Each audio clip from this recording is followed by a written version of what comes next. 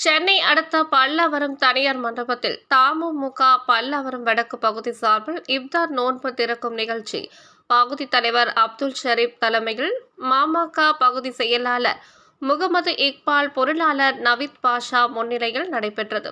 நிகழ்ச்சிக்கு சிறப்பு அழைப்பாளராக நிர்வாக குழு உறுப்பினர் அனிபா, சட்டமன்ற உறுப்பினர் கருணாநிதி, மண்டல குழு தலைவர் ஜோசப் அண்ணாதுரை, மாவட்ட தலைவர் ஜாகிர் உசைன் உட்பட தமுமுக நிர்வாகிகள் கலந்து கொண்டு இறைவனை பிரார்த்தனை செய்து நோன்பு திறக்கும் நிகழ்ச்சி நடைபெற்றது.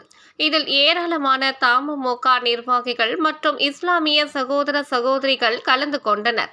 நோன்பு திறக்கும் நிகழ்ச்சியின் போது இஸ்ரேல் பாலஸ்தீனிய போரில் கொல்லப்பட்ட பாலஸ்தீனியர்களுக்காக இறைவனை பிரார்த்தனையில் ஈடுபட்டது குறிப்பிடத்தக்கது.